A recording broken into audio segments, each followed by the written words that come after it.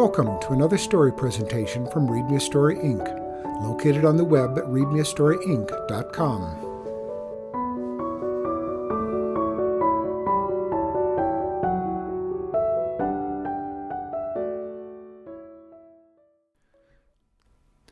The Leprechaun Story by Richard Kennedy.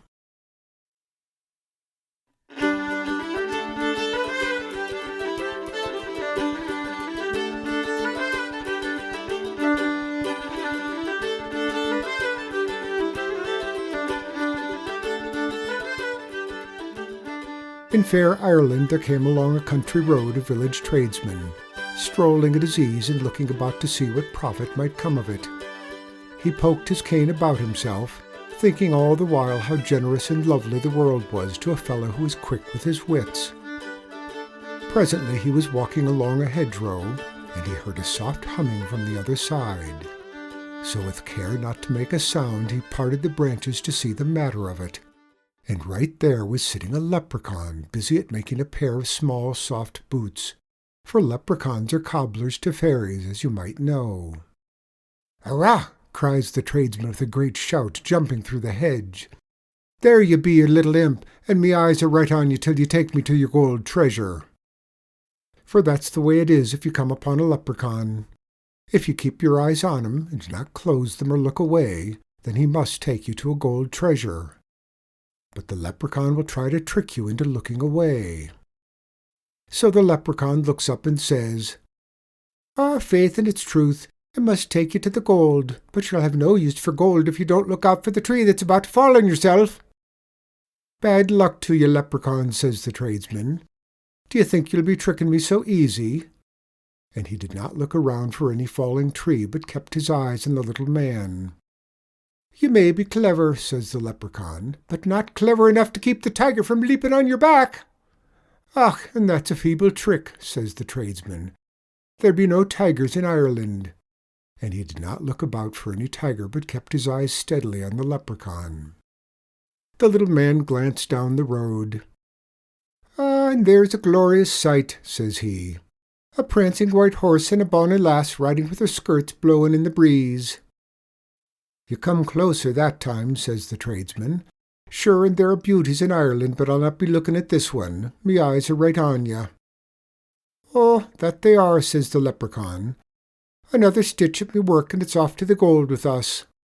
He put his attention to his work for a few moments as the tradesman watched him, and with a final snip he was done with the boots. "There," says the leprechaun, and stands up. But on that moment he jumps backwards and cries out, "God's mercy, the devil himself had popped up behind you." "Aye," says the tradesman, "and he may have reason. But away with your tricks, me little darling. I haven't blinked me eyes since first spying you, and now it's off to the gold with us." "Sure, and there's no fooling you this day," sighs the leprechaun, tucking his needles into his belt. "Aye, it's off to the gold. Do you be ready for the journey?" "Ready as yourself," says the tradesman. "And please, your tininess, just walk in front where I can keep me eyes on you." So off they went, not on the roadway, but across the lovely green countryside.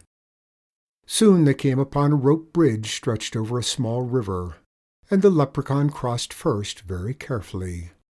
As the tradesman was crossing the swinging bridge, the leprechaun says, "Watch your feet or you'll be falling." But the tradesman crossed safely without taking his eyes off the little man. A shallow lake stood in their way a short distance onward, and a flat-bottomed skiff was pulled upon the shore. Boarding it, the leprechaun handed the tradesman a pole and took one himself. Then they proceeded to push themselves across the lake. In the center of the lake the skiff tipped dangerously to one side. The leprechaun cries out, "Look to your pole or we'll go over." But the tradesman stared at the leprechaun, and the boat righted itself, and they landed safely on the farther shore. They came next to a small canyon. A rope was fastened to a high tree branch on which they could swing across. The leprechaun did so, and landed lightly on the other side. He swung the rope back to the tradesman, who then pushed off from his side. "Watch the ground where you drop off, or you'll be breaking a leg," cries the Leprechaun. But the tradesman keeps his eyes right on the little man and lands safely after all. The last difficulty was a high cliff in their way. It was a dangerous ascent, and the leprechaun climbed slowly and carefully. When he was at the top, the tradesman began his climb. Many times the leprechaun called down to him to watch his hands and mind his feet, and to be careful for this and that loose rock, and to give him good advice regarding broken necks and cracked skulls. But still the tradesman would not take his eyes off the leprechaun, and finally he made it safely to the top. There they sat down and rested. "Whew," says the leprechaun, "you be a greedy man to go along so blindly in those dangers." "Call it what you will," said the tradesman, "and now for the gold according to the rules." "Aye," says the leprechaun, "and you deserve it, the whole pot of gold. Yet it's very sad I am for the woman." "What woman is that you speak of?" "The poor woman I was thinking to give the gold to before you discovered me. So needy she is, and such a fine soul." "Truth, and many people are poor," says the tradesman. "Truth indeed," says the leprechaun, "but for this poor woman it's been just one misfortune against another. Close your eyes and picture how it is with her while I tell you the story of it." "It's very well I can picture the story with me eyes open and looking right at you." "As you say," says the leprechaun. "Well, she lives in a hut that's no more than a patch on the ground, and she has 5 children. Her husband was made blind when he was kicked in the head by the horse." "Ah, that's a shame," says the tradesman, "but it's lucky he is to be alive, and a horse is always valuable." "That it is, but the horse broke his leg when he kicked the man and had to be put out of his pain, you know. Then the man went walking into a well, and it was through for him in this world." "But sure the poor family was left with a cow at least?" asked the tradesman. "Faith, and you might call it a cow," says the leprechaun. "It gave no milk and couldn't be turned with a switch or the name of any saint. The quare heathen beast wandered into the forest and was lost, but not until she attended to trampling the garden down." "So the poor family hasn't a garden even?" "It's grubs and roots for them now," says the leprechaun, "and sore hungry the children are. The oldest is 8, none have shoes, and the baby hasn't any clothes at all." "Pitiful," says the tradesman, taking a handkerchief out and touching the corner of his eyes. "I was a poor lad myself." "Then you have the heart to understand. The baby crawls on the filthy floor when the poor woman is out digging grubs, and it's terrible the way the rats go at him, and the other children just sit about crying from hunger." "But sure they have a dog to catch the rats." "Ah, they have, but it's got only 3 legs and is no use for it." "God's toes, it's a sad story," says the tradesman, blowing and wiping his nose. "Is your own dear mother alive?" asks the leprechaun. "No, and God rest her soul."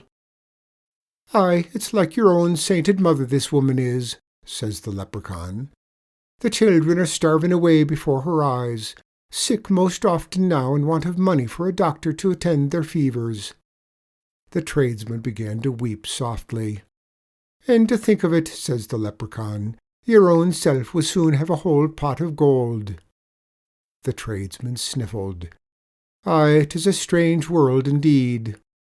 The leprechaun nodded. "And them so needy for only a single gold piece." "Aye," says the tradesman, blowing his nose, "there's no understanding it."